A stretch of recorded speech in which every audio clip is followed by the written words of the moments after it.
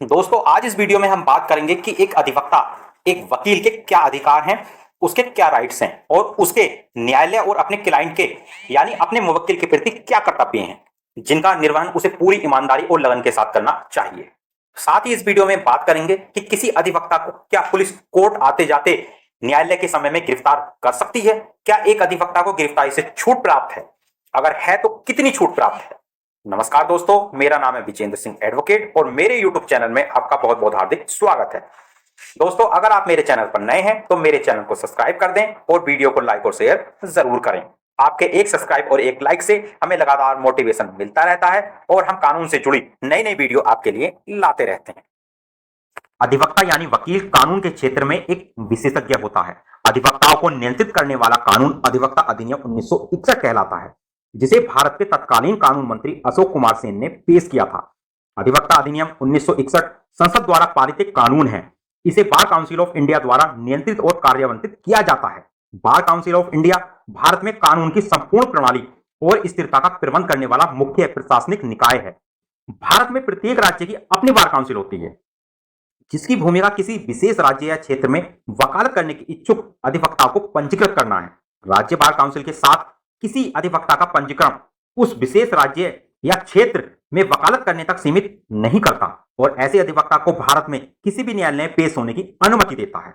मूल रूप से बार काउंसिल की भूमिका बार काउंसिल ऑफ इंडिया के कार्यभार को विभाजित करने की होती है।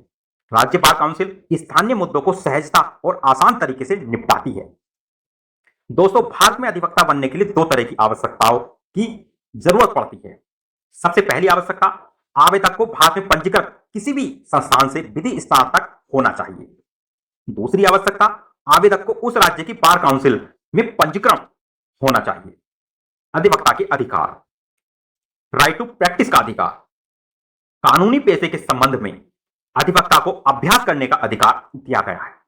उसे यह अधिकार है कि वह किसी भी न्यायालय में अपनी प्रैक्टिस कर सकता है और अपने विविध व्यवसाय कर सकता है। बोलने का अधिकार, अधिवक्ता अधिनियम की धारा 23 के तहत अधिवक्ता को यह अधिकार है कि जब भी वह न्यायालय में कुछ कहे या बोले तो उसे पहले उसकी बात सुनी जाए। अधिवक्ता को यह भी अधिकार है कि उनकी बात पूरी होने से पहले उन्हें बाधित न किया जाए।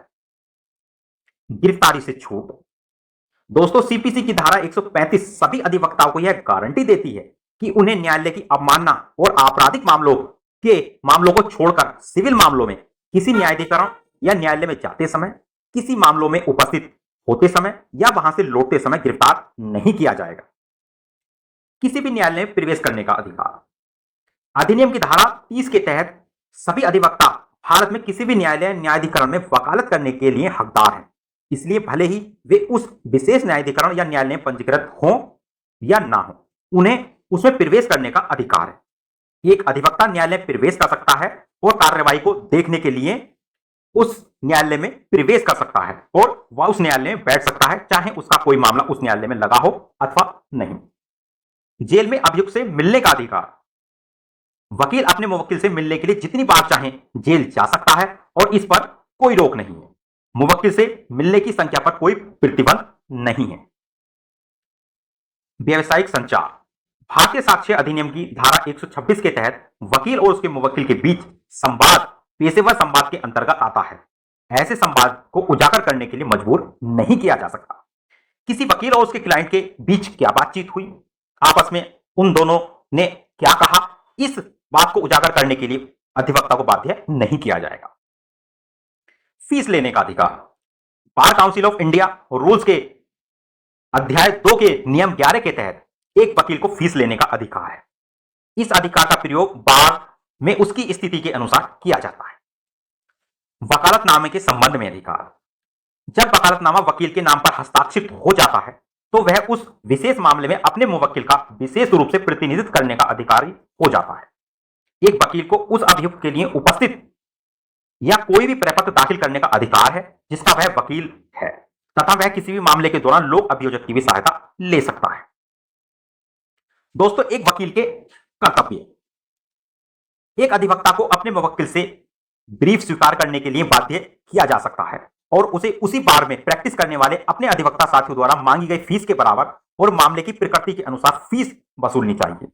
अधिवक्ता किसी विशेष ब्रीफ को अस्वीकार करने के पीछे का कारण बता सकता है। एक वकील का यह भी कर्तव्य है कि वह अपने मुवक्किल को एक बार सेवा देने के लिए सहमत होने के बाद उसकी सेवा करे। उसे मामले से हटने का वेद कारण बताना होगा और मुवक्किल को पर्याप्त सूचना देनी होगी। उसे मुवक्किल को अर्जित न की गई फीस का एक हिस्सा वापस नहीं करना हो। वकील का यह भी कर्तव्य है कि वह एक ऐसे मामले या ब्रीफ को स्वीकार न करे जिससे वह गवाह के तौर पर पेश हो। इस तरह अगर वकील को घटनाओं के दौरान गवाह के तौर पर पेश होने का पता है तो उसे मामले को लेना नहीं चाहिए। यह महत्वपूर्ण है कि अधिवक्ता पक्षकारों के संबंध में तथा विवाद में रुचि के संबंध में मुवक्किल को पूर्ण तथा स्पष्ट जानकारी दे, अपनी सर्वोत्तम क्षमता के अनुसार सर्वोत्तम कानूनी सलाह दे, गोपनीयता की शर्त को बनाए रखना तथा ग्राहक के व्यक्तिगत विवरण का खुलासा न करना, ग्राहक द्वारा उसे सौंपे गए धन का लेखा जोखा रखना तथा आवश्यकता पड़ने पर उसकी एक प्रति उसे उपलब्ध कराना, किसी भी परिवर्तन के बारे में ग्राहक को सूचित करना या उसे मामले के बारे में सूचना देना, क्लाइंट के मामले को निपटाने में हमेशा तत्पर रहना, क्लाइंट की ओर से अपना पक्ष वापस लेने के बाद उसी मामले में प्रतिवादी पक्ष का मामला नहीं लेना। न्यायालय के प्रति एक वकील के कर्तव्य। न्यायालय द्वारा कानूनी व्यवस्था के प्रति सम्मानजनक रवैया रखना। एक अधिवक्ता को गरिमा और आत्मसम्मान के साथ आचरण करना चाहिए। एक वकील का यह भी कर्तव्य है कि वह अदालत के निर्णय को किसी भी अवैध या अनुचित तरीके से प्रभावित न करे तथा उसे प्रभावित होने से बचाए। एक वकील को अदालत में पेश होने से पहले निर्धारित पोशाक पहननी चाहिए। उसे अदालत क्षेत्र को छोड़कर कहीं भी बैंड और गाउन पहनने की अनुमति नहीं है। एक ही न्यायालय या न्यायाधिकरण में उपस्थित न होने के लिए उसके किसी करीबी रिश्तेदार को सदस्य बनाया जा सकता है। किसी निर्दोष व्यक्ति को जानबूझकर दोष सिद्धि करने के लिए अभियोजन का संचालन नहीं करना चाहिए। दोस्तों, अगर मेरी वीडियो आपको पसंद आई हो तो मेरी वीडियो को लाइक करें, शेयर करें और चैनल को सब्सक्राइब जरूर करें।